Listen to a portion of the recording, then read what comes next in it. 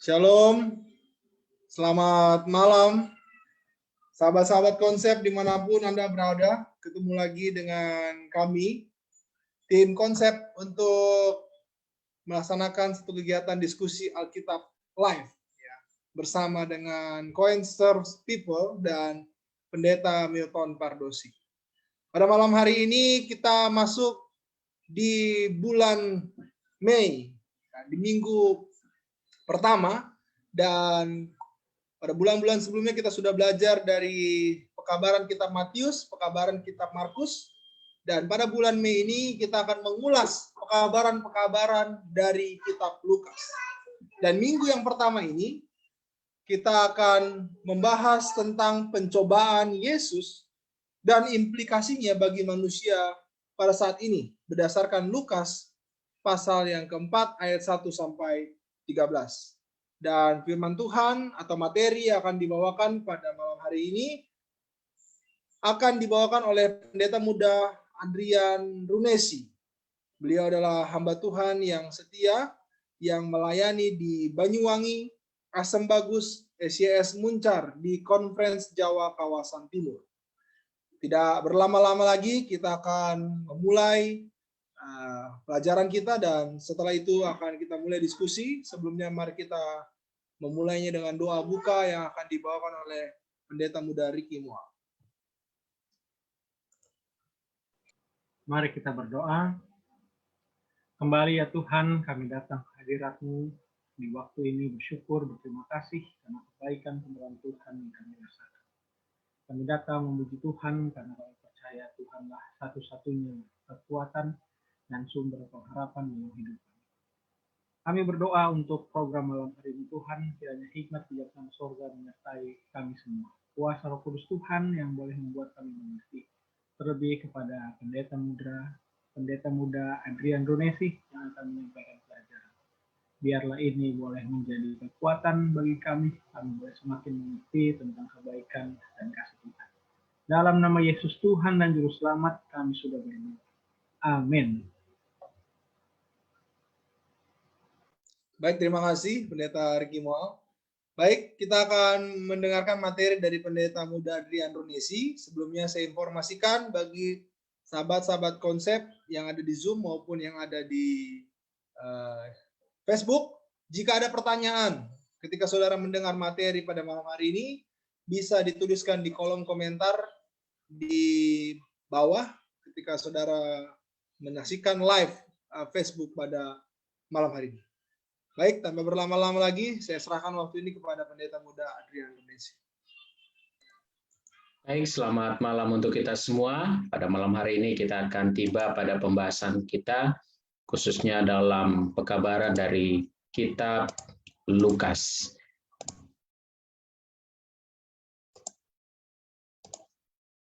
Baik, malam hari ini pembahasan kita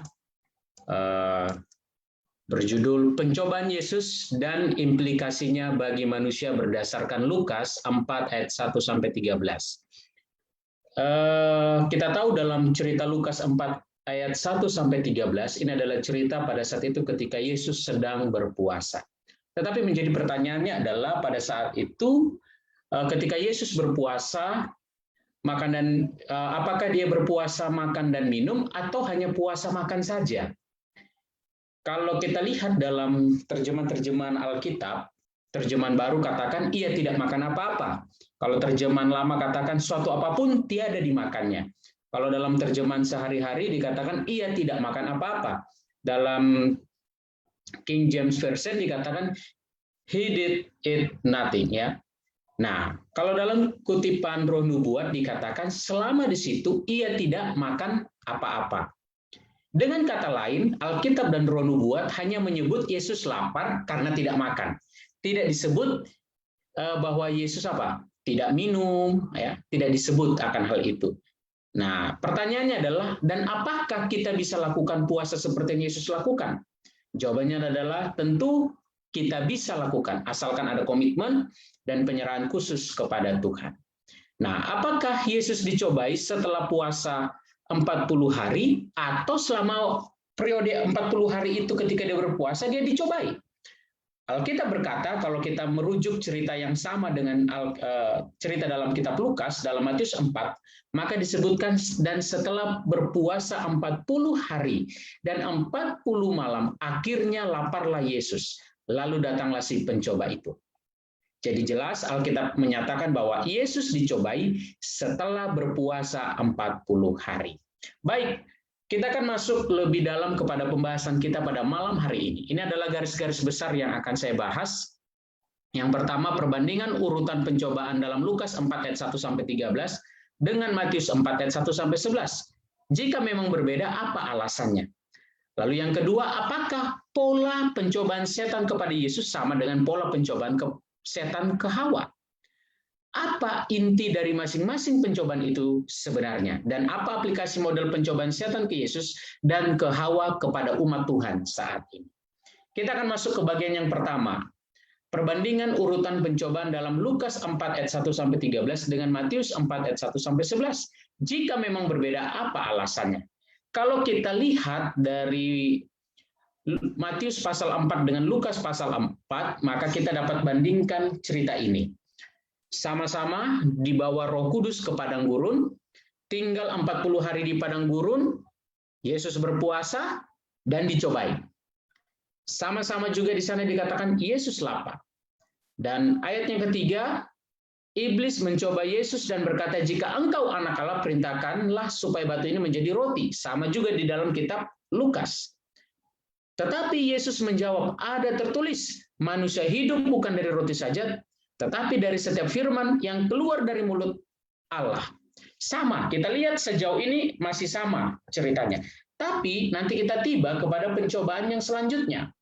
Pencobaan yang kedua yang ada di kitab Matius dan kitab Lukas itu berbeda. Di dalam kitab Matius dikatakan pada saat itu, iblis membawa Yesus kemana? Bumbungan bait suci. Sedangkan yang di Lukas dikatakan, Yesus dibawa apa? Ke tempat yang tinggi, ya, lalu diperlihatkanlah apa? Dengan seluruh kekayaan atau seluruh kota yang ada apa di dunia ini. Lihat berbeda. Nanti pencobaan yang ketiga di Matius dikatakan iblis membawanya pulang ya ke atas gunung yang sangat tinggi, dibawa ke tempat yang gunung yang tinggi, lalu diperlihatkanlah apa? Kota itu. Sedangkan yang di Lukas baru diceritakan apa? Yesus itu dibawa ke apa? Bumbungan daripada bait suci. Nah, pertanyaannya, kenapa urutannya berbeda? Dan urutan mana yang benar? Jika melihat perbandingan cerita ini, apa perbedaannya? Kenapa bisa berbeda? Kenapa itu terjadi? Dan mana yang benar? Nah, kita akan lihat sebuah kutipan dari sebuah tulisan ya, Adventist Review. Pencobaan Yesus, beragam urutan pencobaan Yesus ya, dari para penulis Injil bertepatan dengan tujuan dari setiap buku penulis. Dalam Matius, di mana keagungan adalah tema utama. Puncak pencobaan Yesus adalah tawaran setan atas kerajaan dunia. Namun hal itu ditempatkan kedua dalam kitab Lukas. Sebagian besar Injil Lukas adalah narasi perjalanan, menunjukkan Yesus menuju ke Yerusalem di mana ia akan mati bagi orang berdosa. Sesuai dengan tujuan ini, puncak pencobaan dalam buku Lukas menempatkan Yesus di puncak bait suci. Dengan kata lain, kitab Matius menceritakan pencobaan Yesus berurutan sesuai urutan peristiwa pada saat itu, sesuai dengan ceritanya. Tetapi buku Lukas menceritakan perjalanan Yesus sesuai alur perjalanannya. Ya, tidak tahu kenapa Lukas menyimpulkan akan cerita ini, tapi mungkin dari cara pandang Lukas adalah dia menunjukkan perjalanan itu dari apa? Dari padang belantara itu ke suatu tempat yang tinggi, lalu tibalah kepada apa? Di Yerusalem ya, di atas bumbungan bait suci. Nah, kita masuk ke bagian yang kedua. Apakah pola pencobaan setan kepada Yesus sama dengan pola pencobaan setan ke Hawa? Perbedaan pencobaan Adam dan Hawa dan Yesus adalah Adam dan Hawa dicobai saat mereka belum jatuh di dalam dosa. Ya, bumi ini masih sempurna, belum ada dosa. Sedangkan Yesus dia dicobai saat dunia ini sudah dalam keadaan dosa. Nah, di dalam kutipan Kerinduan Segala Zaman dikatakan, tetapi ketika Adam diserang oleh penggoda itu dahulu, sebelum ada pengaruh dosa padanya, ia hidup dalam kekuatan kemanusiaan yang sempurna. Lihat, sempurna dikatakan, memiliki kekuatan pikiran dan tubuh yang penuh. ia dikelilingi dengan segala kemuliaan Eden, dan dalam persekutuan sehari-hari dengan makhluk-makhluk surga. Luar biasa sekali Adam dan Hawa ini, saudara. Belum ada dosa, bahkan mereka setiap saat memiliki persekutuan dengan apa? Makhluk-makhluk surga. Bukannya demikian halnya waktu Yesus masuk ke padang belantara untuk berhadapan dengan setan. 4.000 tahun lamanya, bangsa manusia telah merosot dalam kekuatan tubuh, dalam kuasa pikiran, dan dalam nilai akhlak. Dan Kristus mengenakan kepadanya segala kelemahan umat manusia yang telah merosot itu. Hanya dengan demikian ia dapat menolong manusia dari jurang kemerosotannya yang sedalam-dalam. Jadi Yesus menggunakan apa? Tubuh manusia itu. Tubuh yang sudah apa? Jatuh di dalam dosa. Nah, Hawa, dia pergi sendiri untuk apa? Berjalan-jalan sendiri di atas apa? Kemauannya. Nah, malaikat-malaikat sebenarnya sudah mengamarkan pada Hawa saat itu, supaya jangan memisahkan diri dari suaminya, sementara sedang asyik dengan pekerjaan mereka sehari-hari dalam taman itu. Bersama-sama dengan suaminya dalam taman itu, bersama-sama dengan suaminya, ia berada dalam bahaya pencobaan yang lebih kecil daripada kalau ia berjalan sendirian. Tetapi sedang asyik dalam tugas menyenangkan itu, dengan tidak sadar ia telah meninggalkan suaminya.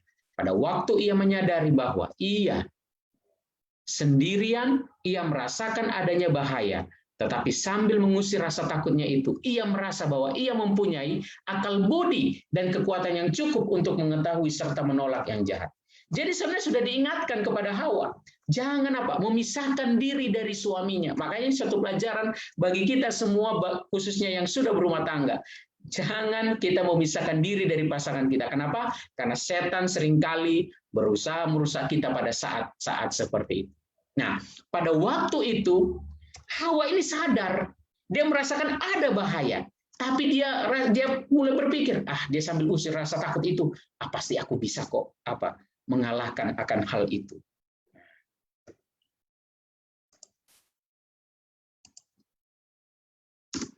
Baik, bagaimana dengan Yesus? Yesus dia pergi ke padang belantara, dituntun oleh Roh Kudus. Dan kesadarannya dengan tujuan untuk mengasingkan diri, ya, untuk merenungkan tugas serta pekerjaannya. Dan pada saat Yesus sedang mengasingkan diri dan dia berpuasa, apa yang terjadi? Setan mengambil keuntungan dari penderitaan Putra Allah dan bersiap menimpa dia dengan berbagai godaan, berharap mendapatkan kemenangan atas dia karena dia telah merendahkan dirinya sebagai manusia, dan setan datang dengan apa? Godaan. Dengan kata lain, ketika Yesus sedang bergumul di padang gurun itu, dia merenungkan pelayanannya di dunia ini. Pada saat itu ketika dia sedang lemah secara fisik karena dia berpuasa, dan saat itu apa yang dibuat oleh setan? Dia ambil kesempatan itu untuk mencobai setan. Nah, kita akan lihat pola setan mencobai Hawa dan Yesus. Setan membangkitkan keraguan pada firman Allah, Kejadian 3:1. Artinya, iblis menciptakan kecurigaan akan kebaikan Allah. Dia bilang, bukankah, ya kalau kita lihat Kejadian 3:1, bukankah semua buah dari pohon ini tidak boleh kau makan? Nah, lihat kan ada keraguan. Akhirnya apa? Memancing Hawa untuk apa? Mulai memiliki komunikasi dengan setan. Nah, setan berdusta dengan mengatakan bahwa mereka tidak akan mati. Lihat, aku makan tidak akan mati. Artinya setan, ya. Lihat, aku makan tidak mati. Artinya kalau kamu makan pasti kamu juga apa? Tidak akan mati. Artinya setan membuat penyangkalan dari pernyataan Allah sebelumnya. Dan setan mengatakan sebagian kebenaran. Dia sampaikan kebenaran itu. Dia sampaikan apa yang Tuhan katakan. Tetapi yang dia katakan itu adalah apa? Jahat. Ya. Dia katakan bahwa mereka akan menjadi seperti Allah. Tahu tentang yang baik, tahu yang jahat. Itu benar. Tapi setan tidak mengatakan selebihnya. Bahwa apa? Akibat dari berdosa, maka akan ada kesakitan, penderitaan, dan kematian yang akan apa? Timbul. Setan mencobai Yesus dengan berkata, jikalau engkau anak Allah, suruhlah batu ini apa? Menjadi roti. Begitupun ketika setan mencobai Hawa, setan berkata, tentulah Allah berfirman, semua pohon dalam taman ini jangan kau makan buahnya. Lihat, sama-sama menggunakan apa? Kata-kata yang apa? Yang baik, kata-kata yang rohani. Ya, ketika setan berbicara, itu kepada mereka. Terselip sesuatu penghinaan yang disamarkan terhadap sabda Allah. Dalamnya tergantung sesuatu pendirian yang licik, satu kebimbangan tentang kebenaran ilahi. Tentunya ucapan cara setan mencoba Yesus dan Hawa adalah bertujuan membuat kebimbangan terhadap firman Allah. Itu yang terjadi dengan siapa? Dengan Hawa dan juga apa? Yesus. Nah, pencobaan di padang gurun, Kristus bertemu dengan pencobaan pertama yang besar yang selalu menyerang manusia. Di sana Yesus bertemu sendirian musuh yang licik dan halus, namun dikalahkannya. Godaan terbesar pertama adalah nafsu makan. Yang kedua, praduga. Dan yang ketiga, cinta dunia. Itu di dalam buku tulisan Ron Nubuat, ya, Testimonies for the Church, volume 4, halaman 44. Nah, pertanyaannya adalah, apa inti dari masing-masing pencobaan itu sebenarnya? Yang pertama, ketika pencobaan itu di mana Lucifer, ya, setan berkata kepada Yesus supaya pada saat itu untuk memakan, ya, membuat batu itu menjadi apa? Roti. Nah, ini adalah cobaan pada keinginan daging. Di dalam cerita Lukas 4 ayat 2b sampai 4 menceritakan bahwa pada saat itu Yesus lapar. Tentunya ini terjadi karena Yesus berpuasa dan tidak makan apa-apa. Kelihatannya dalam cerita ini seperti tidak adil. Oleh karena Yesus diizinkan Bapa untuk menerima cobaan di saat dia tidak memiliki kekuatan secara fisik karena baru saja habis berpuasa, ya. Namun ingatlah bahwa Alkitab berkata bahwa Tuhan tidak akan pernah membiarkan kita dicobai melebihi kemampuan kita. 1 Korintus 10:13. Namun kita melihat suatu pelajaran. Di saat Yesus lapar, tetapi ia penuh dengan roh. Terkadang kita manusia justru sebaliknya. Perut kita ini kenyang, namun tidak mengizinkan Roh Kudus menguasai kita. Ketika iblis, ya, mencobai akan Yesus, jika engkau anak Allah, ya, iblis berkata, jika engkau anak Allah, suruhlah batu ini menjadi roti. Hal ini menyeratkan bahwa iblis tidak meragukan identitas Yesus sebagai anak Allah. Namun sebaliknya, dia menantang Yesus untuk menunjukkan apa? Identitasnya. Godaan kepada Yesus sama seperti kepada kita. Sederhananya saya menggambarkan seperti ini. Ini gaya, ini yang coba saya gambarkan, ya. Setan bilang, karena engkau adalah Mesias, mengapa engkau harus susah-susah menjalani hidupmu? Ngapain kamu puasa? Ya, ngapain kamu lapar? Nggak usah repot. Buat aja batu itu jadi roti, kan untuk dirimu sendiri. Itu sama dengan kita, saudara. Jikalau kamu memang benar pengikut Allah, anak-anak Allah, ngapain susah-susah ngatur hidupmu? Lakukan saja sedikit pun nggak apa-apa. Toh kamu juga menikmati kok. Toh ujung-ujung juga nanti Tuhan ampuni kamu kok. Hati-hati, lihat saudara. Setan seringkali menggoda kita dengan cara-cara yang apa? Seperti ini. Iblis menyuruh Yesus dengan berkata, suruhlah batu ini menjadi roti. Artinya apa? Setan sedang membujuk Yesus untuk menggunakan kuasa Allah untuk tujuan mementingkan diri. Nah, kita juga melihat bagaimana godaan yang seringkali berhasil, ya, dan seringkali inilah pola pencobaan itu, saudara. Setan mencobai dengan keinginan yang sah. Keinginannya masuk akal, saudara, kan lapar. Disuruh buat roti untuk makan. Itu kan masuk akal, saudara. Ya, karena lapar ya butuh makan. Dan setan mencobai agar Yesus memenuhi keinginan yang sah itu. Itu kan masuk akal, saudara. Keinginan yang sah kan makan. Tidak ada salahnya kita makan. Tetapi caranya tidak apa? Tidak benar. Nah, ketika Yesus dicobai, Yesus menjawabnya berkata, ada tertulis, manusia hidup bukan dari roti saja. Nah, kalau dalam kitab Matius 4 ayat 4 dikatakan, ada sambungan kutipannya di sana, kalimatnya adalah, tetapi dari setiap firman yang keluar dari apa? Mulut Allah. Yesus membalas godaan setan dengan mengambil dari kitab suci. Ulangan 8 ayat 3. Apa yang setan katakan masuk akal. Mengapa harus membuat dirimu kelaparan sampai mati? Namun Yesus mengingatkan setan tentang kebenaran Alkitab bahwa setiap firman Tuhan lebih penting dari roti yang kita makan, saudara. Yesus menggunakan kitab suci untuk melawan godaan setan. bukan dengan kekuatan manusianya. Namun Yesus melawan cobaan itu dengan kuasa Roh Allah dan firman Tuhan. Yesus tidak mau mengklaim dirinya sebagai anak Allah sesuai standar manusia. Karena dia memang adalah anak Allah. Ya, kalau engkau memang anak Allah, suruhlah batu ini buatlah batu ini apa? Menjadi roti. Itu kan seolah menggambar, kalau memang kamu anak Allah, buat. Kan kamu bisa buat mukjizat. Tapi Yesus tidak mau tergoda itu. Kenapa? Karena tidak perlu dibuktikan. Karena memang dia adalah apa? Adalah anak Allah. Nah, hal yang kedua yang kita mau ambil dari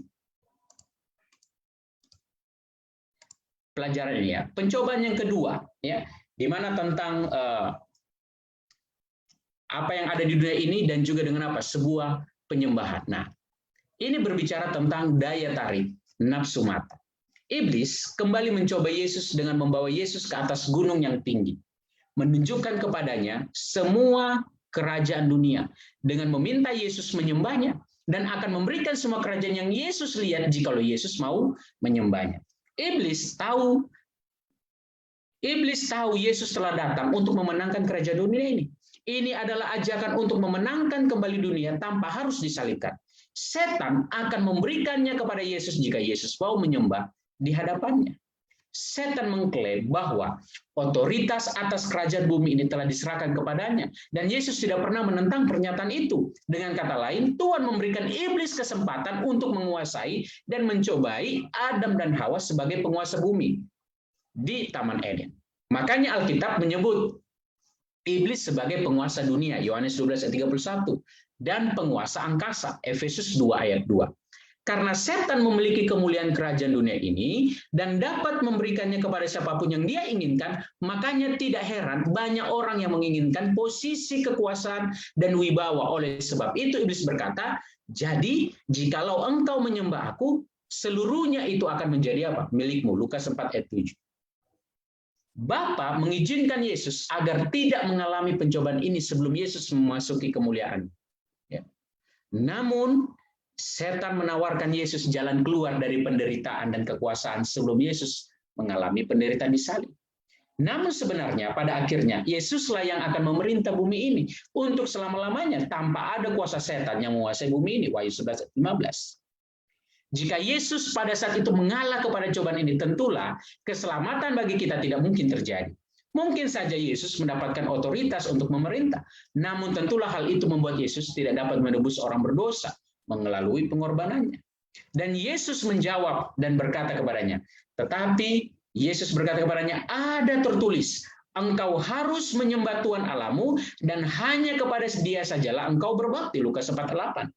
Untuk kedua kalinya, Yesus melawan penipuan setan dengan kebenaran Alkitab, mengutip dari Ulangan 6 ayatnya yang ke-13.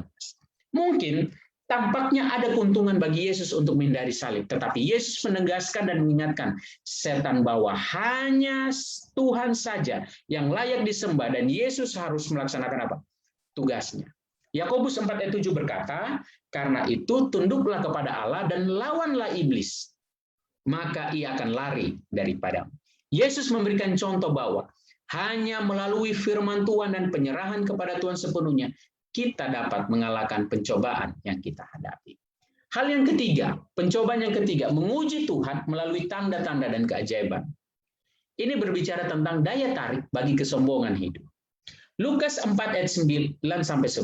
Kemudian ia membawa Yesus ke Yerusalem dan menempatkan Dia di bumbungan bait Allah, lalu berkata kepadanya, jika engkau anak Allah, jatuhkanlah dirimu dari sini ke bawah. Sebab, ya, lalu di ayat 10, sebab ada tertulis mengenai engkau, ia akan memerintahkan malaikat-malaikatnya untuk melindungi engkau, dan mereka akan menatang engkau di atas tangannya, supaya kakimu jangan terantuk kepada batu. Lihat, setan gunakan apa? Ayat Alkitab, saudara. Nah, menurut seseorang yang bernama Gildens Huis, tulisan Yahudi kuno Pesikta, Rabati halaman 162a. Dia mencatat kepercayaan tradisi bahwa khususnya orang Yahudi yang ada saat itu, bahwa Mesias akan menunjukkan dirinya kepada Israel saat berdiri di atas atap kuil. Jika Yesus melakukan apa yang setan sarankan, itu akan memenuhi harapan mesianik pada zamannya. Jadi orang-orang pada saat itu percaya, kalau ada seorang yang akan berdiri di bumbungan bait suci itu, berarti itu adalah apa? Mesias. Nah, setan gunakan hal itu. Ketika sudah menunjukkan ini adalah Mesias, lalu dia lompat, lalu nanti dia katakan, ada malaikat yang akan apa? Menopangnya. Nah, kali ini iblis tahu dan mengutip kitab suci dalam pencobaannya. Mazmur 91 ayat 11-12. Ini menandakan bahwa setan pun tahu akan isi setiap kebenaran firman Tuhan. Tapi dia menggunakan firman Tuhan untuk mencari celah dan memutarbalikkan kebenaran firman Tuhan. Setan tidak bisa melemparkan Yesus dari puncak bait suci.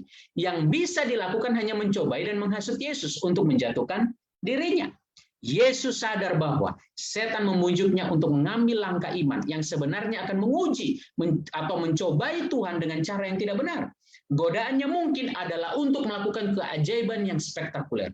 Tetapi hal itu tidak ada gunanya menunjukkan keajaiban sebagai dasar kepercayaan. Jadi sebenarnya dasar kepercayaan kita sebagai umat Tuhan adalah menghidupkan firman Tuhan itu. Bukan hanya sekedar melihat hal-hal spektakuler, mukjizat, bukan. Itu bukanlah dasar iman. Tetapi itu adalah bagian daripada apa? Ketika kita mempercayai Tuhan, memiliki iman kepada Tuhan, maka akan ada mukjizat yang Tuhan berikan. Tapi ingat, mukjizat atau keajaiban-keajaiban bukanlah dasar daripada apa? Iman itu. Namun Yesus menjawabnya, katanya, ada firman, jangan engkau mencobai Tuhan Allahmu. Lukas 4:12. Dan pernyataan itu pun Yesus kutip dari Ulangan 6 ayat 16. Yesus memahami dengan benar tentang seluruh nasihat Allah, bahwa setan memutarbalikkan isi Mazmur 91. Dan Yesus tahu bagaimana membagikan firman kebenaran dengan benar, 2 Timotius 2:15.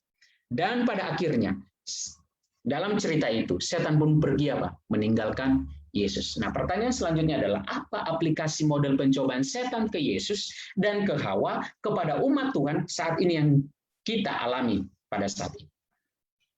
Pada pencobaan setan kepada pola pencobaan setan kepada Hawa dan kepada Yesus adalah sama. Polanya sama. Setan mencobai manusia menggunakan celah kelemahan manusia, yaitu keinginan daging. Lihat keinginan-keinginan daging itu apa? Itu adalah celah yang setan gunakan untuk mencobai kita.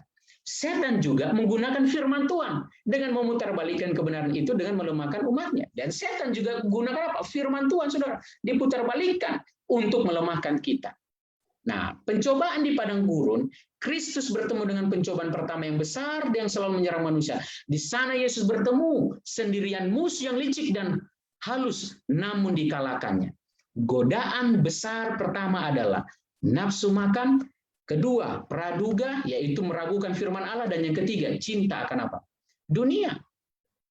Pola pencobaan ya yang terjadi pada saat itu. Nah, pola pencobaan itu masuk kepada Hawa melalui apa? Yang pertama, telinga. Kenapa telinga? Mendengar. Ular itu kan berkata, saudara. Kejadian 31. Yang kedua, dari mata, melihat. Setelah dia dengar, Hawa, ada apa ini? Dia lihat. Nah, dia respon, saudara. Kejadian 32. Lalu yang ketiga, dosa itu masuk dari apa? Mulai mulut, saudara. Setelah dia dengar, dia lihat, lalu dia ambil dan dia makan, saudara. Kejadian 36. Nah, bisa juga dari hidung. Nah, ini kan contoh dalam Alkitab ya, tapi dalam cerita Adam dan Hawa tidak seperti itu ya. Tapi bisa juga dari hidung. Itu seperti cerita Ishak, Yakub dan apa? Esau, di mana ketika apa? Pada saat itu Ishak meminta apa? Akan daging pada saat itu ya. Tergoda dengan apa? Harum daripada itu. Masakan pada saat itu. Nah, jadi pencobaan itu dimulai dari organ tubuh yang ada di mana? Di muka, yang langsung dekat dengan otak pusat tubuh seseorang apa?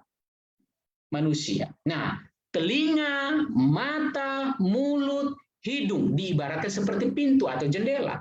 Jika jendela dibuka pada saat yang tidak tepat, maka masuklah pencobaan. Namun jika ada pencobaan, maka tutuplah jendela atau pintu itu. Jadi kalau kita sudah lihat ada dosa, ya usahakan kita tidak apa? Dengar, kalau kita sudah tutup mata kita supaya kita apa? Tidak melakukan dosa. Tentunya kita bisa menutup pintu atau jendela itu dengan otak. Jadi otak sebenarnya pusat dari pikiran kita itu sebagai pusat tubuh kita itu. Disitulah pusatnya bagaimana kita bisa menutup pintu-pintu atau jendela itu. Amsal 4 ayat 23. Jagalah hatimu, yaitu maksudnya itu adalah pikiran, dengan segala kewaspadaan, karena dari situlah terpancar kehidupan. Dengan beratnya dosa yang dahsyat yang menekan dia, Kristus melalui ujian terhadap selera, terhadap kecintaan kepada dunia ini, dan terhadap kecintaan kepada pertunjukan yang menuntut kepada sifat takabur. Inilah penggodaan yang mengalahkan Adam dan Hawa, dan yang mudah sekali mengalahkan kita. Ya. Ibrani 4 ayat 15, sebab imam besar yang kita punya bukanlah imam besar yang tidak dapat turut merasakan kelemahan-kelemahan kita. Sebaliknya sama dengan kita, ia telah dicobai, hanya tidak berbuat dosa. Jadi saudara, pencobaan yang dialami oleh Adam dan Hawa dan kita saat ini, itu juga dialami oleh Yesus.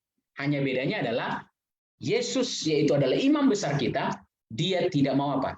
Jatuh di dalam pencobaan. Artinya, cobaan yang dihadapi kita saat ini, telah dihadapi Yesus. Dia tidak mau jatuh dalam perangkap setan itu, melainkan melawannya dengan kebenaran firman Tuhan. 1 Timotius 6 ayat 10 berkata, karena akar segala kejahatan ialah cinta uang. Sebab oleh memburu uanglah beberapa orang telah menyimpang dari iman dan menyiksa dirinya dengan berbagai-bagai. Manusia seringkali ingin mendapat kekayaan, kehebatan, kekuasaan, bahkan ingin menjadi yang teratas. Namun hal itu berbanding terbalik dengan Yesus meninggalkan semuanya ini untuk kepentingan kita. Bahwa ia bukan saja meninggalkan istana surga, melainkan mengambil risiko kegagalan dan kematian yang kekal untuk menebus kita, dalam buku Kerinduan Segala Zaman. Ya, maaf ini agak terbalik ya untuk urutan tulisannya ya. Nah, sebagai umat Tuhan, yang harus kita lakukan adalah meninggalkan keinginan dunia yang seringkali menghambat kita datang dan berserah kepada Tuhan. Maka kita haruslah menjadi umat Tuhan yang telah menyerahkan segala hidup kita pada tuntunan Roh Allah, seperti yang dikatakan dalam Galatia 5:16. Maksudku ialah, hiduplah oleh Roh, maka kamu tidak akan menuruti keinginan daging. 1 Korintus 10:13 katakan bahwa pencobaan-pencobaan yang kita alami ini apa? Tidak akan melebihi kekuatan manusia, kekuatan kita masing-masing. Ya. Kita tidak boleh putus asa apabila diserang oleh pencobaan. Walaupun banyak sekali saudaraku sekalian cobaan yang datang, tetapi kita harus yakin bahwa apa? Jika kita menyerahkan kehidupan kita dalam tangan Tuhan, maka Tuhan akan menolong kita. Kenapa? Karena ketika Tuhan mengizinkan cobaan itu terjadi kepada saudara dan saya, maka tentunya sebenarnya ada satu maksud yang baik yang Tuhan inginkan dalam diri kita, yaitu apa? Supaya iman kita menjadi kuat. Apapun cobaan yang datang kepada kita, janganlah takut, oleh sebab pencobaan itu tidak akan melebihi kekuatan kita. Jadi jangan takut saudara. Kenapa? Karena pencobaan itu datangnya bukan dari siapa? Dari Tuhan saudara. Ya. Nah, ketika kita tahan terhadap cobaan-cobaan itu, maka itu akan menghasilkan ketekunan yang akan memperoleh buah yang matang sehingga kita menjadi sempurna dan utuh, tak kekurangan suatu apapun. Makanya lihat ketika Yesus dia dicobai dengan 3 pencobaan itu karena Yesus tidak mau jatuh dalam dosa. Apa yang terjadi? Dia tidak dicobai lagi. Nah, penggoda itu saudara, setan tidak bisa memaksa pikiran kita. Dia tidak bisa paksa saudara untuk bikin kejahatan, tidak bisa. Tapi dia bisa membaca gerak-gerik saudara ini mau jadi kayak seperti apa.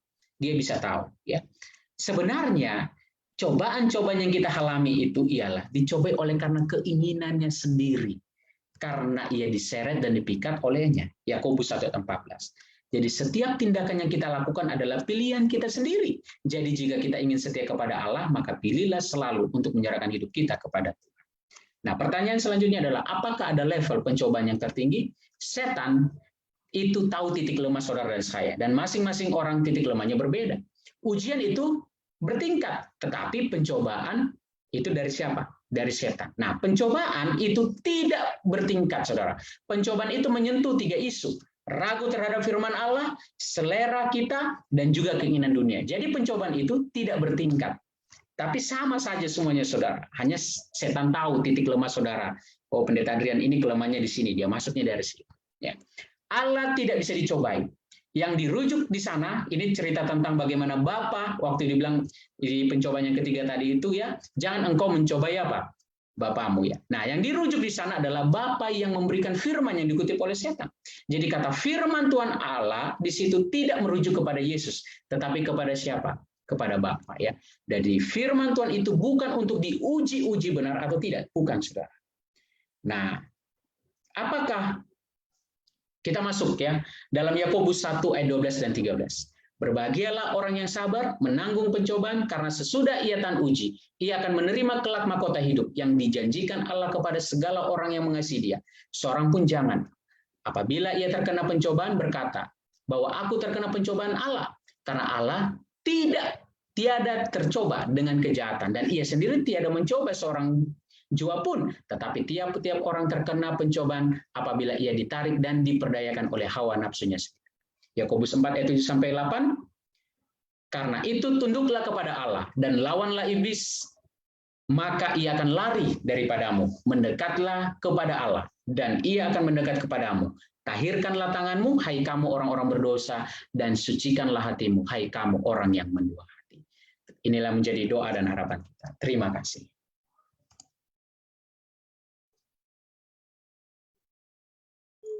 Baik. Terima kasih banyak Pendeta Muda Drian Runesi untuk pembahasan yang sangat-sangat luar biasa, komplit, detail, dan sangat menjelaskan, ya, khususnya dalam Lukas tentang pencobaan yang Yesus alami. Baik, dari pembahasan ini ada beberapa poin yang kita bisa dapatkan ya dari materi yang cukup padat ini. Bagaimana pemateri mencoba membandingkan pencobaan Yesus dengan pencobaan Hawa, bahkan kepada pencobaan yang kita alami pada saat ini. Ya, jadi saudara-saudara, sahabat-sahabat konsep, ada beberapa poin di sini yang saya dapatkan juga untuk mengulangi bagaimana pencobaan itu terkait dalam 3 hal. Itu yang terjadi kepada Hawa dalam satu peristiwa, dan dialami oleh Yesus dan juga akan dialami oleh kita, terkait keinginan daging, terkait meragukan firman Tuhan, dan terkait juga mengenai cinta dunia atau kepada siapa kita mengutamakan kehidupan kita. Jadi itu yang saya dapatkan dan masih banyak lagi, tetapi kita akan membuka tanya jawab dan sudah ada beberapa pertanyaan yang masuk. Bagi saudara-saudara yang ingin bertanya, seperti saya sampaikan tadi, bisa dituliskan dalam kolom chat di Zoom dan di Facebook. Saya akan bacakan pertanyaan pertama. Pertanyaan pertama adalah, Yesus digoda tapi dia tidak jatuh ke dalam dosa, ya. Dan kita tahu dia tidak digoda lagi, ya, setelah peristiwa itu. Apakah ini berlaku juga dengan hidup kita saat ini? Ketika kita berhasil mungkin dalam pencobaan, lalu kita tidak akan dicobai lagi untuk yang berikutnya. Nah, saya pertama-tama berikan ini kepada pemateri. Silakan, Pendeta Muda Drian, ada tanggapan? Baik, jawabannya adalah bisa kita tidak digoda lagi. Bisa, tapi masalahnya kan kita sudah sering kali jatuh ya, lemah terus ya. Itu masalahnya. Ya, tapi kalau seandainya kita sebagai umat-umat Tuhan yang setia, punya komitmen, penyerahan kepada Tuhan, walaupun itu datang terus, kita tidak akan mau apa? Tidak akan mau jatuh di dalam dosa dan tidak akan apa? Tergoda ya. Walaupun cobaan-cobaan itu. Nah, saya juga tidak mau berandai-andai seperti apa, tapi Yesus hanya menunjukkan bahwa dia pun mengalami yang seperti kita alami. Tubuhnya manusia, dia dicobai, tapi dia tidak mau jatuh dalam dosa. Terima kasih.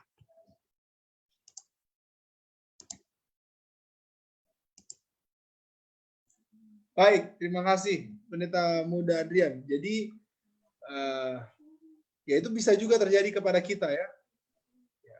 Nah, yang menjadi masalah justru kalau kita jatuh terus ke dalam pencobaan atau dalam dosa, malah terkadang setan tidak perlu menggoda kita lagi, malah kita yang mencobai diri kita sendiri. Ya, tadi yang seperti Pak Adi singgung juga dalam pelajaran kita malam hari ini.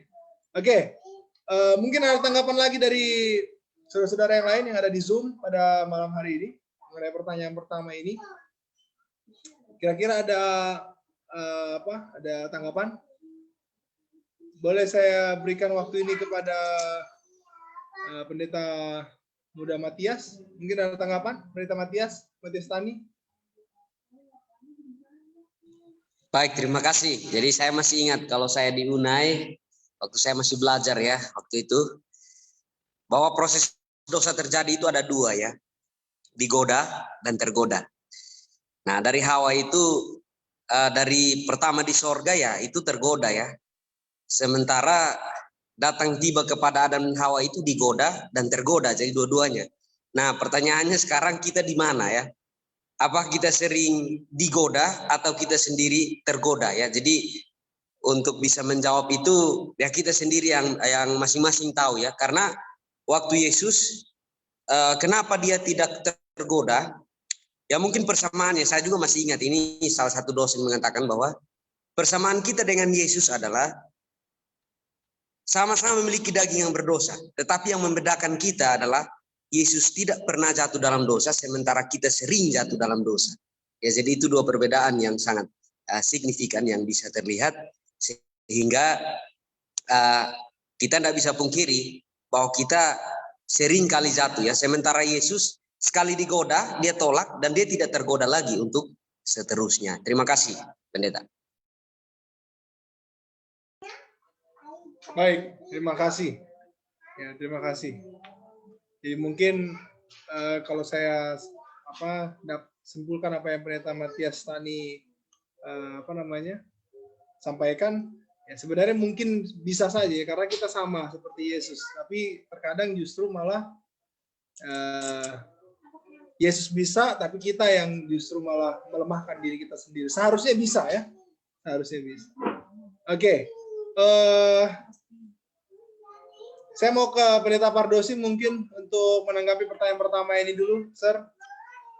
Kira-kira bagaimana tanggapan Sir ketika Yesus dicobai dan dia bisa lolos, lalu dia tidak lagi mendapatkan pencobaan.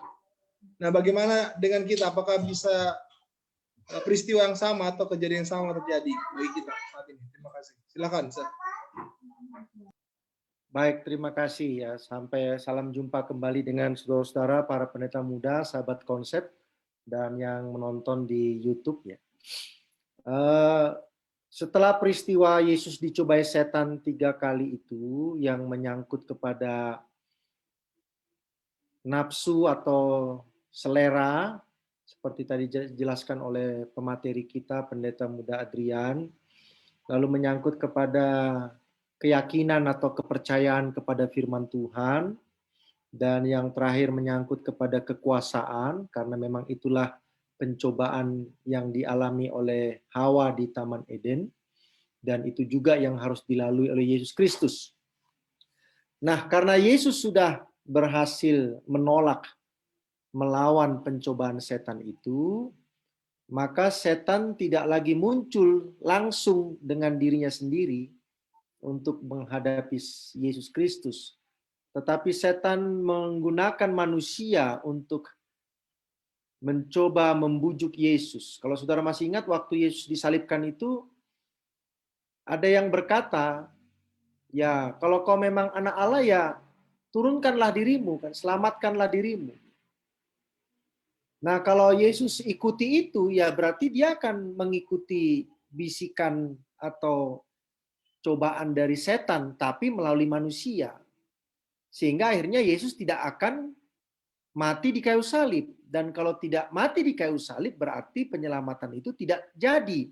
Karena penyelamatan itu hanya boleh terjadi dengan adanya darah yang dikorbankan, yaitu darah Yesus Kristus. Jadi itu juga adalah bagian pencobaan, tetapi tidak lagi setan langsung bertemu dengan Yesus. Tetapi setan menggunakan siapa? Menggunakan manusia. Ya, karena itulah puncaknya terakhir. Kalau Yesus mengundurkan diri dari kematian itu, maka tidak akan ada yang namanya keselamatan. Kejadian 3:15 itu tidak akan terjadi. Dengan demikian setan itu akan hidup terus selama-lamanya dalam dosa. dan dunia ini akan terus-menerus seperti ini di dalam dosa. Ya, jadi secara langsung setan tidak lagi mencobai Yesus seperti dalam Lukas 4, tetapi setan menggunakan apa? Manusia untuk membatalkan rencana kematian siapa? Yesus Kristus itu. Terima kasih.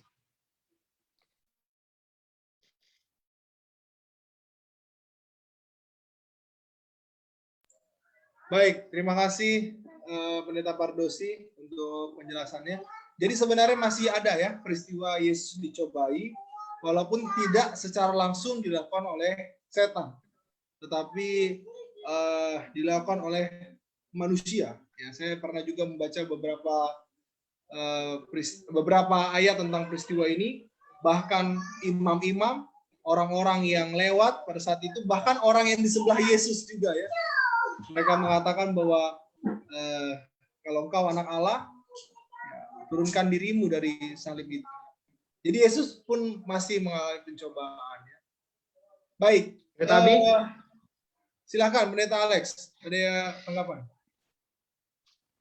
Begini Pendeta Abi, saya tidak tambahkan, cuman mau memastikan pernyataan yang saya pahami sehubungan dengan pencobaan ini.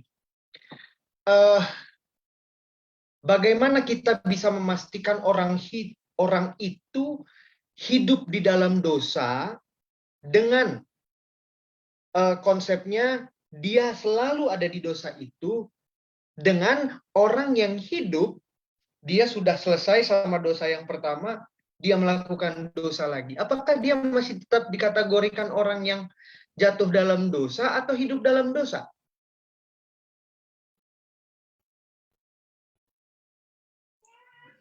Oke.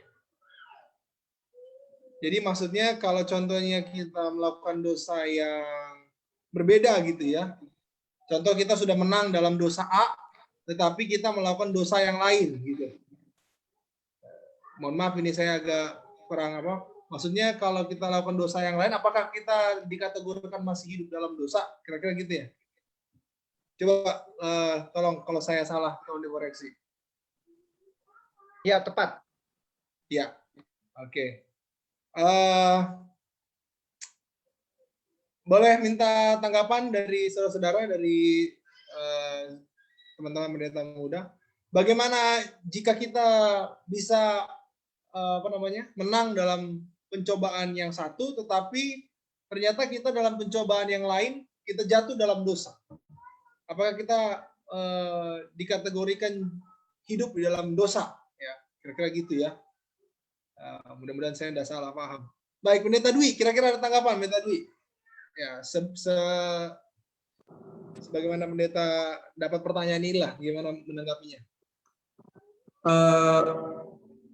Ada sebuah doktrin namanya pengudusan atau sanctification. Setelah orang itu ditebus, maka dia berusaha untuk berhenti bertobat ya, hidup baru, begitu. Nah, itu pergumulannya akan selalu maju, semakin lebih kuat. Mungkin pada saat dia baru kenal Tuhan, ya pergumulannya itu berhenti merokok, kemudian menguduskan hari Sabat dan sebagainya. Tetapi setelah dia lama mempelajari firman Tuhan, mungkin pergumulannya lebih tinggi lagi daripada itu. Dia sudah nggak pusing lagi dengan masalah bagaimana berhenti merokok. Tapi mungkin mungkin masalahnya nanti tentang kerendahan hati, kelemah lembutan, ketulusan yang jauh lebih tinggi daripada pergumulan-pergumulan itu. Jadi setiap orang dia berhenti punya punya kekuatan berhenti daripada menang dengan pergumulan-pergumulan itu, maka dia akan memiliki kekuatan yang lain, kekuatan yang baru untuk menghadapi pergumulan-pergumulan yang lain. Begitu. Jadi dulu misalnya pergumulan saya misalnya bagaimana sih caranya mengikut Tuhan ya gitu ya, jadi umat Tuhan dan sebagainya. Kalau sekarang pergumulan itu masih ada tapi dengan porsi yang beda. Bagaimana caranya saya bisa melayani dengan baik dengan Tuhan? Dulu pergumulannya bukan masalah itu gitu. Ya. jauh lebih setiap itu akan bertumbuh, kita bertumbuh lagi, dan pada akhirnya harapannya kita adalah sama seperti Kristus, begitu, bebas dari seluruh dosa-dosa kita, dan itu progresif seumur hidup. Jadi kalau misalnya ada pertanyaan tadi, apakah itu masih di dalam dosa? Ya masih, begitu. Selama itu belum selesai, selama sanctification ini belum selesai, ya kita masih bergumul setiap saat sampai nanti kita dapat bersama-sama dengan Tuhan, udah selesai semuanya, baru kita tidak lagi ada pergumulan tentang dosa ketika Yesus dengan kekuatan, maksudnya dengan kekuatan yang lebih besar lagi, kita akan bebas dari pergumulan itu. Terima kasih. Baik, terima kasih. Berarti proses pengudusan itu masih terus berlaku ya, pendeta ya, sampai saat ini ya. Ya, jadi ya kita harus terus tetap, istilahnya kalau pelari itu kita masih tetap dalam proses berlari sampai garis finish gitu ya. Ya walaupun pencobaan, pergumulan silih berganti ya, kalau istilahnya kita masih dalam dunia ini, kita masih dalam keadaan di pengaruh dosa ya. Tapi kita harus ya kalau kata pendeta Dwi tadi, harus naik level gitu ya. Jangan kita kalah dalam pencobaan yang masih di taraf yang mungkin ya umum lah. Maunya kita selalu bertingkat dan bertumbuh gitu ya. Baik, Pendeta Pardosi mungkin ada tanggapan, Sir, untuk pertanyaan dari Pendeta Muda Alex ini? Ya, kalau seseorang itu berhasil mengalahkan pencobaan A, tapi tidak berhasil mengalahkan pencobaan B, ya sama aja, saudara ya. Tidak ada sesuatu yang membuat dia menjadi berbeda dengan orang lain, ya sama aja gitu. Yang menjadi berbeda itu adalah apakah dia itu bertobat, itu saja. Ya. Kalau ditanyakan apakah manusia itu bisa betul-betul bebas tidak berbuat dosa sama sekali sampai dia mati, ya bisa saja. Tidak ada yang bisa mengingkari kemungkinan itu, bisa saja gitu. Tapi ingat, dosa itu kan kadang-kadang ada yang kecil, yang dianggap nggak dosa, tapi sebenarnya itu dosa. Dan kadang-kadang kita lupa bahwa itu dosa sebenarnya, cuman karena kita anggap itu biasa gitu ya. Jadi kita anggap itu bukan dosa. Contohnya lah, ada orang jatuh, saya ketawanya terbahak-bahak, itu dosa nggak menurut saudara? Itu dosa sebenarnya, cuman karena saya menganggap itu biasa, ya namanya lucu kan, orang jatuh ketawa lah saya. Bagi saudara itu nggak dosa, tapi jangan-jangan di hadapan Tuhan itu apa? Itu dosa gitu ya. Jadi berhati-hati kita ketika kita berkata bahwa saya sudah berhasil melawan yang ini, saya sudah berhasil mengalahkan yang ini, saya sudah berhasil tidak kalah di sini, tidak kalah di situ dan sebagainya. Berhati-hati saudara-saudara, karena bisa saja kita melihat hal-hal yang besar gitu. Padahal kita tidak melihat hal-hal yang kecil. Saya kasih contoh lah. Ada pengemis di jalanan. Ya. Tapi saudara dan saya mengabaikannya gitu. Kira-kira itu adakah di situ kasih kepada sesama? Padahal hukum Tuhan itu ada di situ kasih kepada apa? Sesama kan. Ya. Terus bagaimana gitu. Jadi seringkali kita itu fokus kepada yang besar-besar. Saya tidak korupsi, saya tidak mencuri, saya tidak berzina, saya tidak membunuh gitu. Tapi ada yang kecil-kecil yang saudara dan saya lupa. Ya. Nah, itu sebabnya kita perlu apa? Perlu berhati-hati ya. Jadi kemampuan atau keberhasilan kita mengalahkan pencobaan A, pencobaan B, pencobaan C, ya. Seringkali orang itu kuat di pencobaan besar, tapi yang kecil dia lemah. Seringkali begitu ya, ditawarin sama uang 1 miliar, dia kuat. Karena dilihat orang banyak gitu ya. Tapi kembalian di pasar lebih 5.000 diambil juga sama dia. Emang bedanya apa? Menerima sogokan 1 miliar dengan menerima uang kembalian di pasar 5.000. Kan sama itu. Ya, tapi kalau sogokan 1 miliar kan itu nanti urusannya polisi. Urusan 5.000 kan nggak urusan polisi. Memang nggak urusan polisi, tapi urusan sorga. Mana yang lebih parah? Urusan sorga atau urusan polisi? 5.000 apa sih, Sir? Loh, 5.000 itu ya 5.000. Nggak ada apa-apanya di situ. Sama aja pokoknya. Ya, nah, kira-kira begitulah gambaran yang saya bisa berikan tentang pencobaan-pencobaan. Baik, terima kasih, Sir. Ya, jadi dosa adalah dosa ya.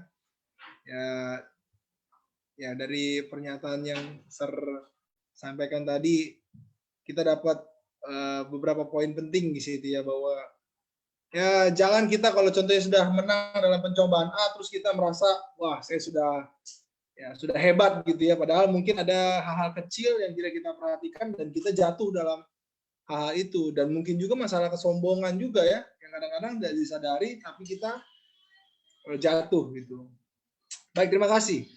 Saya lihat di sini ada seorang dari sahabat konsep yang bertanya melalui Facebook, saudara atau saudari Wall ya. Mohon maaf kalau ada salah penyebutan nama. Saya bacakan pertanyaannya. Selamat malam para pendeta. Saya ingin bertanya, apa bedanya pencobaan dan ujian? Apakah pencobaan dan ujian itu berasal dari Tuhan atau dari kuasa kegelapan? Terima kasih. Ya. Saya berikan waktu ini kepada Pendeta Adrian Runesi untuk memberikan jawaban atau tanggapan. Silakan. Baik, terima kasih. Ya, mengenai tentang pencobaan dan ujian. Tadi kita sudah dengarkan pembahasan bahwa pencobaan itu dari setan. Ya, pencobaan itu dari setan, dan seringkali kita pun dicobai oleh karena keinginan sendiri. Dan pencobaan itu bukan dari Tuhan. Selesai. Bagaimana dengan ujian? Apakah ujian itu sama dengan pencobaan? Jawabannya adalah ujian itu juga akan menjadi sebuah ujian ketika seseorang itu dia lolos, tidak mau jatuh di dalam apa? Pencobaan itu. Ya, dia tidak mau jatuh dalam pencobaan itu. Contoh di dalam Alkitab kita lihat seorang yang dicobai, Ayub, ya kan? Dia dicobai. Tapi di sisi lain itu menjadi ujian bagi dia. Nah, Tuhan mengizinkan pencobaan itu terjadi kepada Ayub. Padahal Ayub itu kan tidak salah ya, setia sama Tuhan. Ayub itu kan setia. Tapi setan gunakan kesempatan itu untuk mencobai dia. Tapi di sisi lain itu menjadi apa? Ujian bagi dia, di mana Tuhan mengizinkan pencobaan itu menjadi ujian bagi dia. Tapi ingat, bukan Tuhan yang memberikan pencobaan itu. Nah, tapi ada sisi juga lain, contoh pencobaan-pencobaan itu dari keinginan diri kita sendiri. Kita sudah tahu bahwa kalau kita makan yang pedas-pedas bisa sakit perut. Nah, lalu suatu saat kita sakit nih gara-gara makan pedas-pedas. Terus kita bilang, aduh Tuhan, kenapa pencobaan ini Engkau berikan kepadaku Tuhan? Loh, kita yang makan, terus kenapa kita tanya lagi sama Tuhan? Kan sudah tahu itu tidak sehat. Kita makan terlalu banyak jadi sakit perut. Ya kan? Seperti itu ya. Tapi bagaimana dengan ujian yang ada saat ini? Contoh COVID. Ini fakta, ini contoh lah. COVID yang terjadi. Itu adalah ujian.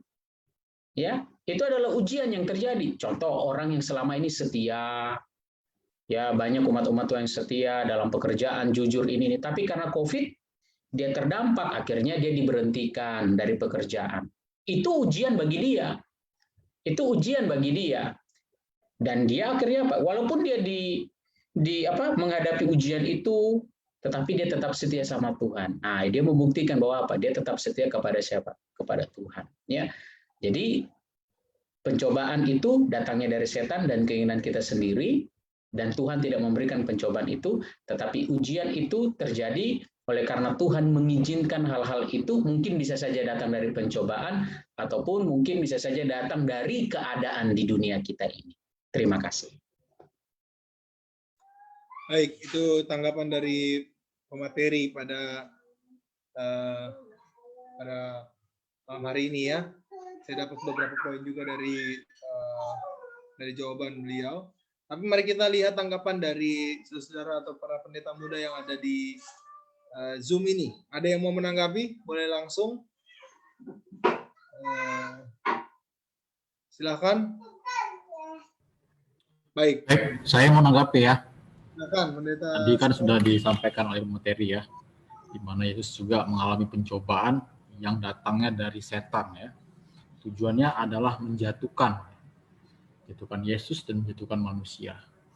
Jadi kita kenali dulu tujuannya, pencobaan itu menjatuhkan. Tapi kalau ujian itu tujuannya adalah untuk menaikkan level iman, ya, level iman.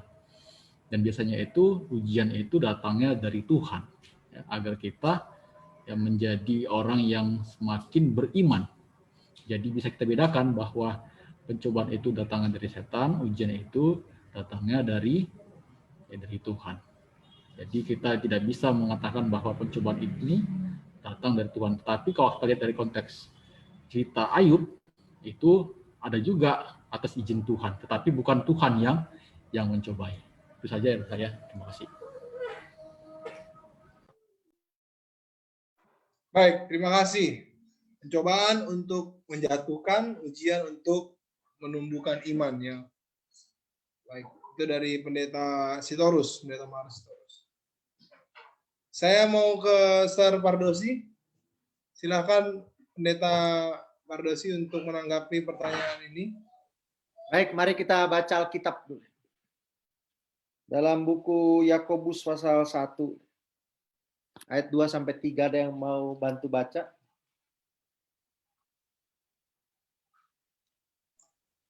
Saudara-saudaraku, anggaplah sebagai suatu kebahagiaan apabila kamu jatuh ke dalam berbagai-bagai pencobaan.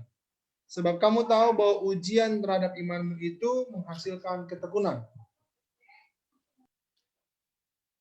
Baik. Berbahagialah kamu apabila kamu jatuh ke dalam berbagai-bagai pencobaan. Dalam bahasa Inggrisnya bukan temptation, tapi trials.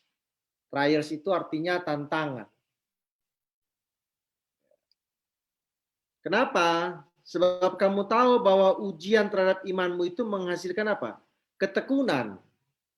Jadi setelah dia menghadapi ujian, menghasilkan apa dia? Imannya akan apa? Tekun. Lalu ayat 4, dan biarkanlah ketekunan itu memperoleh buah yang matang, supaya kamu menjadi sempurna dan utuh dan tak kekurangan sesuatu apapun. Kan itu tahapannya iman itu menjadi apa? Menjadi sempurna. Ya. Lalu di ayat yang ke-12, berbahagialah orang yang bertahan dalam pencobaan. Oke, perhatikan baik-baik. Berbahagialah orang yang bertahan dalam apa? Pencobaan. Tadi dalam ujian, sekarang dalam apa? Pencobaan, sama-sama berbahagia. Sebab apabila ia sudah tahan uji, ia akan menerima mahkota kehidupan yang dijanjikan Allah kepada barang siapa yang mengasihi dia. Apabila seorang dicobai, janganlah ia berkata pencobaan ini datang dari Allah. Sebab Allah tidak dapat dicobai oleh yang jahat dan ia sendiri tidak mencobai siapapun. Tetapi tiap-tiap orang dicobai oleh keinginannya sendiri karena ia diseret dan dipikat olehnya. Dan apabila keinginan itu telah dibuai, ia melahirkan dosa. Tadi perhatikan baik-baik. Kalau orang yang diuji, tekun, melahirkan apa? Kesempurnaan. Ya. Orang yang dicobai, lalu dia jatuh, melahirkan apa? Dosa. Ya. Nah, sekarang bagaimana kita melihatnya? Saya ini sedang diuji atau sedang dicobai? Ya kita anggap aja lah samalah, gitu aja ya. Mau diuji, mau dicobai, sama aja lah. Intinya adalah apakah saudara akan menang atau tidak, itu sebenarnya intinya. Ya. Daripada kita sibuk mencari tahu, ini saya sedang diuji apa dicobai. Kelamaan berpikir, akhirnya jatuh. Ya, karena kelamaan berpikirnya. Tunggu sebentar, kalau ini adalah ujian, berarti ini mau mengangkat iman saya. Kalau ini adalah cobaan, berarti ini akan apa? Menjatuhkan iman saya. Akhirnya kelamaan berpikir. Ya, kelamaan berpikir membuat jatuh gitu. Setelah jatuh baru kita bilang, oh ini sebenarnya ujian, tapi sudah terlambat gitu ya. Jadi yang lebih menarik itu adalah apakah itu ujian atau cobaan ya. Kalau saudara menang, maka saudara itu akan mendapatkan kesempurnaan. Kalau saudara kalah, maka itu menghasilkan apa? Dosa. Ya, itu saja. Ada janji Tuhan dalam 1 Korintus 10 ayat 13 ya. Boleh bantu baca 1 Korintus 10 ayat 13.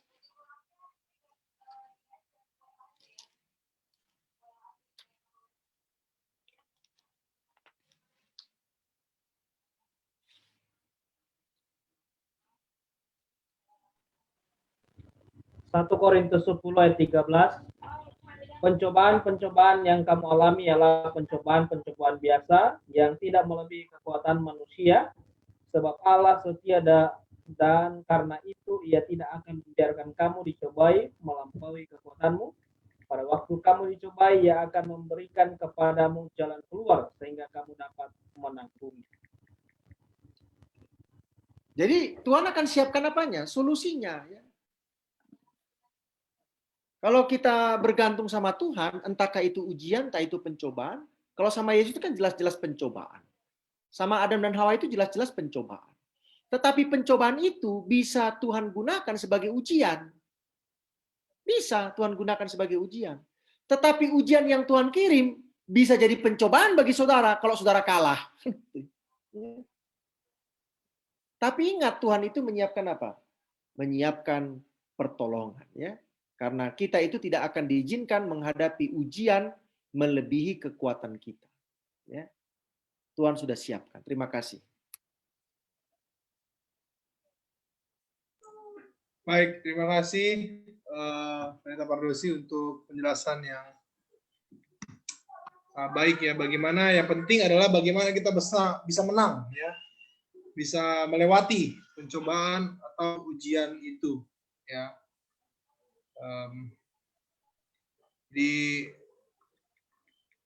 Itulah kira-kira jawaban dari pertanyaan yang telah disampaikan oleh sahabat konsep melalui Facebook. Saya akan bacakan pertanyaan terakhir sebelum mungkin kita akan tutup pembahasan kita pada malam hari ini. Ada satu pertanyaan datang dari Zoom pada malam hari ini. Ya, dikatakan bahwa oleh pemateri bahwa menggunakan firman Tuhan untuk mencobai Tuhan ya. Setan menggunakan firman Tuhan untuk mencobai Tuhan Yesus ya.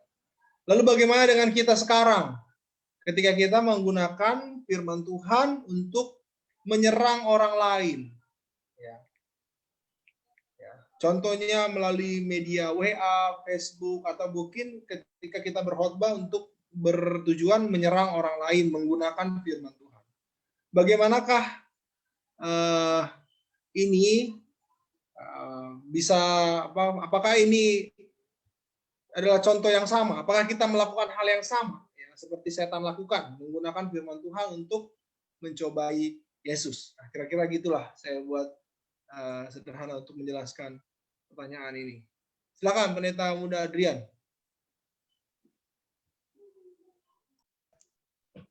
Baik, terima kasih. Bagaimana dengan kita saat ini orang yang seringkali menggunakan ayat Alkitab, ya memutarbalikkan ayat Alkitab untuk, ya lebih banyak sih saat ini untuk membela diri sendiri atau mencari keuntungan. Ya, itu seringkali itu apa? Terjadi. Nah ini kan bahaya, ini tidak boleh. Makanya kan Alkitab juga katakan ujilah segala sesuatu. Ya, firman itu kan harus tambah ini, tambah itu, ya dicek kebenarannya bagaimana, ayat-ayat Alkitabnya harus dicek supaya mendapatkan akan kebenaran akan firman Tuhan. Nah, sehingga bagaimana dengan saat ini apa yang harus dilakukan oleh umat Tuhan? Kita harus banyak belajar akan firman Tuhan. Kenapa?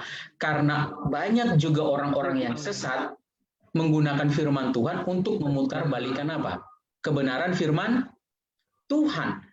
Setan, dia itu kan bapa segala pendusta. Kita tahu itu kan, seringkali kita dengarkan. Tapi dia gunakan Alkitab dengan cara dia. Dia gunakan kutipan Alkitab itu. Tetapi dia putar balikkan apa? Ayat Alkitab itu, atau setengah-setengah ya. Makanya bagaimana dengan kita sebagai umat Tuhan, kita perlu untuk selalu belajar firman Tuhan. Begitupun dengan kita sebagai pendeta yang ada saat ini, ataupun tua-tua jemaat, anggota jemaat. Kalau kita tidak tahu, lebih baik bilang apa? Nah, cukup nanti saya coba cari dulu apa di Alkitab, nanti saya sampaikan. Nah, daripada kita jadi apa? Jadi salah. Jadi itu mungkin yang bisa saya sampaikan. Terima kasih. Ya, berarti nggak boleh kita asal comot ayat gitu ya, pendeta ya, kita harus pelajari gitu ya. Pendeta muda Edwin dulu, saya ingin mendengar pendeta muda Edwin untuk menjawab, menanggapi lah kira-kira pertanyaan ini. Gimana kalau kita gunakan firman Tuhan, mungkin dengan tujuan yang salah lah ya, motif untuk menyerang atau untuk apa namanya ya, menyinggung orang lain. Kira-kira gimana pendeta Edwin? Baik, terima kasih Pendeta Abigail. Saya mau buka Alkitab kita 2 Timotius 3 ayat 16 dan 17. Sebagai fungsi daripada Alkitab itu sendiri atau firman itu, dikatakan segala tulisan yang diilhamkan Allah memang bermanfaat untuk mengajar, untuk menyatakan kesalahan, untuk memperbaiki kelakuan, dan untuk mendidik orang dalam kebenaran. Tentunya kalau digunakan firman itu untuk tadi kepentingan pribadi, untuk menyerang orang, tentunya fungsi firman itu sudah salah sasaran. Kenapa? Karena firman ini katakan kepada kita pada malam hari ini, boleh juga menegur orang dalam kesalahannya, tapi dengan apa? Dengan kasih. Bukan dengan kebencian atau karena tidak suka, saya kasihlah ayat Alkitab untuk mementung kepalanya, untuk mementung kesalahannya. Tentu itu tidak baik untuk dilakukan, bahkan sebagai seorang hamba Tuhan, seorang penatua, untuk apa? Untuk mementung. Nah, di sini yang kita bisa lihat adalah bahwa biarlah firman itu dapat menasehati dengan penuh kasih dan juga apa? Membawa perubahan tentunya. Itu mungkin yang bisa saya jawab. Terima kasih. Baik, ya jadi selain motif tadi ya, kita juga harus menggunakan cara yang benar ya. Ya, Yesus pun sudah mengajarkan cara yang benar untuk menegur orang lain walaupun menggunakan firman Tuhan, tapi caranya pun harus seperti yang Yesus ajarkan mungkin ya. Jadi terima kasih Pendeta Edwin Pasaribu. Saya langsung saja ke Sir Pardosi untuk pertanyaan terakhir dari pembahasan kita malam hari ini. Silakan, Sir. Pertanyaannya apa ini? Ya, kalau setan menggunakan firman Tuhan untuk mencoba Yesus, bagaimana dengan kita ini kalau kita menggunakan firman Tuhan untuk menyerang orang lain, ya, melalui khotbah atau melalui media sosial? Apakah kita kira-kira sama seperti setan, gitu, menggunakan firman Tuhan untuk menyerang orang lain? Ya, yang pertama, konteks ayat itu dikutip dulu harus benar gitu. Jangan asal kutip gitu. Setan itu kan asal kutip ya. Dalam 3 pencobaan itu kan hanya satu dia bawa ayat Alkitab. Itulah tentang jatuhkanlah dirimu dari apa? Hubungan bait Allah itu kan. Nah, dia mengutipnya kan salah. Terlihat memang begitu bunyinya, tapi mengutipnya konteksnya apa? Salah. Nah, kalau ada orang salah, ya harus ditegur kan gitu. Dan teguran itu harus menggunakan kebenaran. Tapi kalau salah kutip, nah itu ya nanti jadi kelakuan setan kan gitu. Kalau saudara umpamanya mencuri, lalu saya kirim WA, janganlah mencuri. Apakah saya seperti setan? Konteks apa lagi kalau jangan mencuri itu harus saya terjemahkan dengan konteks apa lagi gitu. 10 hukum kan jangan mencuri gitu ya. Oh ini konteksnya beda ini. Ini bukan mencuri, mengambil bukan. Kan udah nggak ketemu lagi kita. Ya mencuri sudah. Lalu saudara saya kasih WA, jangan mencuri. Keluaran 20 ayat berapa itu.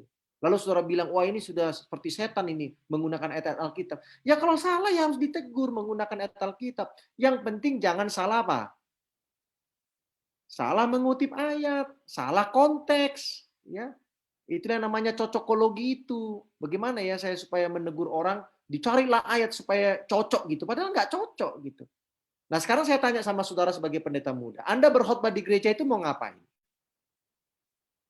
Mau ngapain? Negur. Nasihati. Menasehati, terus ayatnya gimana? Nah mungkin saudara yang harus ditanya, Jangan-jangan ayat saudara itu salah. Ya, mau menegur tapi ayatnya nggak cocok. Ya akhirnya saudara itu dianggap seperti setan, menggunakan ayat yang tidak benar aplikasinya, kan gitu ya. Nah, jadi itu saja bagi saya sih ya. Jadi kalau orang salah itu harus ditegur. Ya, tapi jangan menegur orang karena dendam. Kita kalau menegur orang itu karena kasih. Lagian kalau menegur orang ngapain juga pakai Facebook? Seolah-olah Facebook itu sebagai tempat kita tegur menegur, kan nggak ada hubungannya. Ya temui orang itu atau mungkin tulis message pribadi gitu ya. Ya, mohon maaf mungkin kau sudah ada yang salah gitu ya, dan lain sebagainya. Terima kasih. Baik, terima kasih. Ya, ini pelajaran juga bagi kita ya. Jangan kita sama seperti setan ya. Tidak menggunakan firman Tuhan dengan baik pada tempat dan waktu yang tepat ya. Atau pada konteks yang tepat gitu ya. Karena setan pun tahu firman Tuhan. Jadi ya kita sama-sama tahu, bahkan mungkin dia lebih tahu ya, tetapi menggunakannya itu ya. Jangan sampai kita salah kaprah gitu ya. Baik, tidak terasa saudara-saudara kita mungkin sudah berdiskusi dan di penghujung program. Saya akan berikan waktu ini kepada Pendeta Adrian Nunesi dan Pendeta Pardosi untuk closing statement dari pembahasan kita pada malam hari ini. Silakan Pendeta Nunesi. Baik, terima kasih. Closing statement saya ambil dari pembahasan yang tadi saya sudah sampaikan, bahwa godaan yang terbesar yang kita alami saat ini adalah pada keinginan daging, praduga, mulai menganggap sesuatu itu mulai mengira-ngira, meragukan akan firman Tuhan, dan yang ketiga adalah cinta ya, kepuasan dunia ini, yaitu dalam Testimonies for the Church volume 4. Artinya apa? Hal ini seringkali berulang-ulang terjadi dengan siapa? Dengan kita. Nah, kita tidak tahu kira-kira mana yang paling terberat buat kita. Kita tidak tahu, saudara. Kadang-kala tanpa disadari kita merasa, oh saya ini kuat, saya pasti nggak akan jatuh dalam hal ini. Saya pasti tidak akan jatuh. Tahu-taunya kita jatuh pada hal itu, saudaraku sekalian. Nah, setan dia tahu titik lemah saudara dan saya. Dia tahu saudara kelemahannya di mana. Dia akan selalu serang pada sisi itu. Saudara akan diserang dan diserang terus pada hal itu. Nah, maka apa yang harus dilakukan oleh umat-umat Tuhan? Alkitab katakan, jagalah hatimu. Hati itu kan berbicara, dengan hati itu kan berbicara tentang pikiran sebenarnya ya. Dengan segala kewaspadaan. Karena dari situlah terpancar kehidupan, Amsal 4:23. Maka jaga apa? Pikiran kita. Nah, tetapi pikiran kita, otak kita ini ada di depan. Ya. Dan otak kita ini dekat dengan apa? Jendela-jendela yang tadi saya sudah katakan ya. Tentang apa? Telinga, mata, mulut, ya, hidung, nih ya, yang dekat-dekat kan. Nah, kita perlu apa? Selalu menjaga. Pertanyaannya, bagaimana menjaganya? Maka dengan pikiran kita. Karena pikiran kita adalah pusat. Nah, kalau pikirannya sudah rusak, kita nggak jaga, ya sudah, jendela-jendela ini pun kita tidak bisa apa? Tidak bisa atur. Maka kita sebagai umat-umat Tuhan, apapun pencobaan, apapun ujian yang saudara dan saya hadapi, marilah kita pusatkan pikiran kita kepada Tuhan. Maka Tuhan akan menolong kita. Kenapa? Karena pikiran inilah yang tidak akan apa? Diubah oleh Tuhan. Tapi kitalah yang membuat pikiran ini apa? Menentukan pikiran kita, membuat pikiran ini mau jadi seperti apa. Kita yang menentukan, saudara. Tuhan tidak bisa memaksa, ya. Tuhan tidak bisa memaksa pikiran kita supaya kita jadi orang yang begini. Tidak, saudara. Tapi yang kita bisa adalah kita buat diri kita, menyerahkan pikiran kita kepada Tuhan, maka Tuhanlah yang akan apa? Mengarahkan kita supaya kita menjadi setia. Karena waktu kita nanti ke surga, pikiran kita lah yang kita akan bawa ke dalam kerajaan surga. Pikiran yang ada pada sampai nanti akhir kita ada di dunia ini. Terima kasih, Tuhan berkati kita. Baik, terima kasih. Silakan, Sir. Oke, jadi saya mau bawa kita berpikir dulu ya malam ini ya, supaya ada manfaatnya gitu.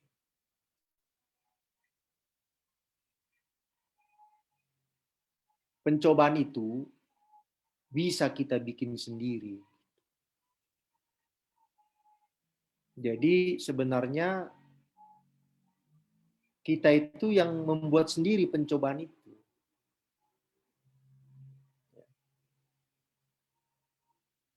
Yang kedua, pencobaan itu ada di situ, tapi kita sendiri yang datang. Nah, inilah masalahnya itu. Ya, seperti Hawa itu kan, pohon pengetahuan baik dan jahat itu ya di situ terus itu. Kalau seandainya dia nggak ke situ ya nggak ada pencobaan. Tapi karena dia ke situ, jadi pencobaan lah itu buat dia. Jadi saudara-saudara, kadang-kadang pencobaan itu memang sudah di situ dia.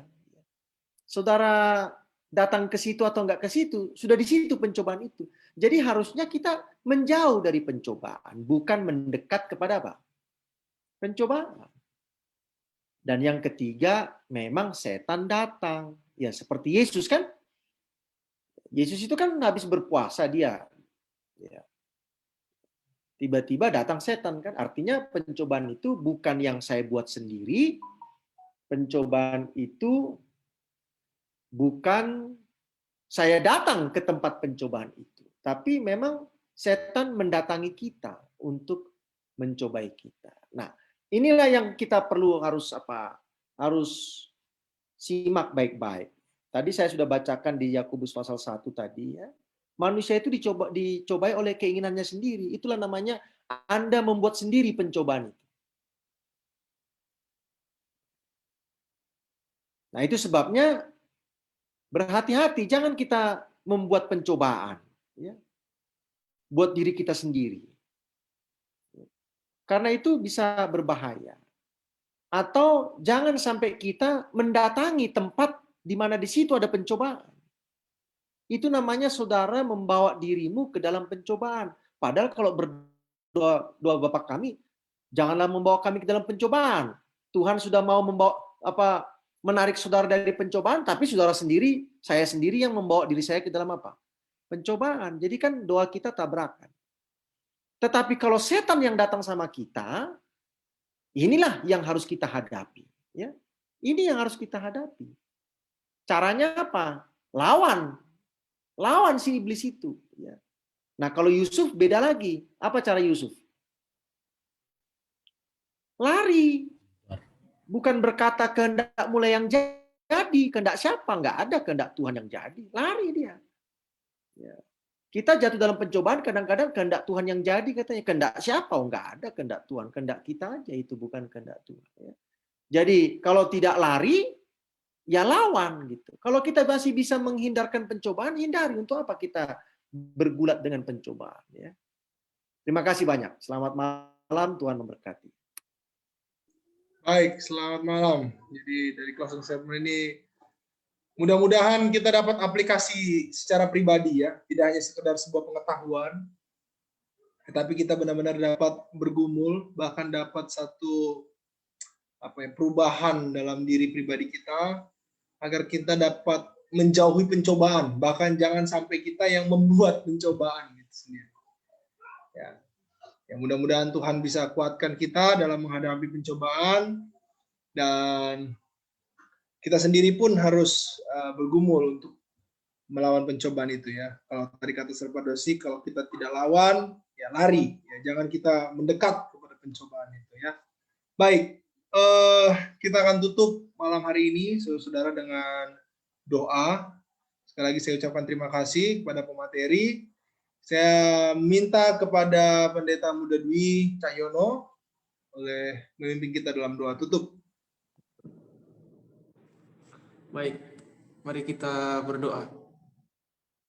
Bapa di surga, terima kasih ya Tuhan, pada malam hari ini kami boleh belajar dari pengalaman Engkau mengenai pencobaan. Biarlah kami semua sebagai umat-umat Tuhan dituntun dan diberkati oleh Tuhan dengan kuasa, supaya kami dapat menang dalam segala pencobaan-pencobaan kami. Tolonglah kami ya Tuhan, sebab kami adalah manusia yang lemah, mudah sekali jatuh ke dalam dosa. Dan biarlah Tuhan memimpin kami setiap saat, supaya kami berpegang teguh kepada setiap firman Tuhan, dan kami dapat memenangkan pergumulan-pergumulan kami. Terima kasih Bapa, mengucap syukur untuk Pendeta Adrian Runesi yang Tuhan sudah berkati, mempersiapkan materi, dan dapat menyampaikannya pada malam hari ini kepada kami semuanya. Biarlah bagian yang terbaik, hikmat yang bertambah-tambah Tuhan akan berikan kepada hamba Tuhan ini. Terima kasih juga untuk Sir Pardosi yang sudah memimpin pada malam hari ini, di mana berkat Tuhan telah berikan kepadanya, sehingga dapat membimbing kami untuk belajar pada malam hari ini.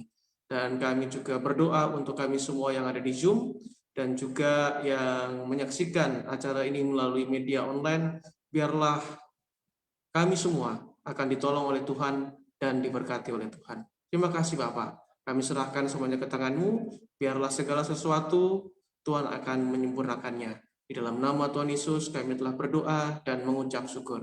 Amin. Amin. Baik, terima kasih. Kiranya Tuhan berkati kita semua. Sampai berjumpa Senin depan, ya, dengan topik yang berbeda.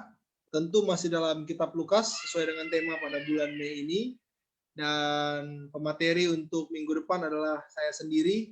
Mari kita sama-sama mempersiapkan diri kita untuk belajar firman Tuhan. Diskusi Alkitab bersama dengan Konsep dan Pendeta Milton Pardosi. Sekali lagi, jika ada salah-salah kata, saya mohon maaf. Mudah-mudahan malam ini menjadi berkat bagi kita semua. Tuhan memberkati. Selamat malam. Salam sehat.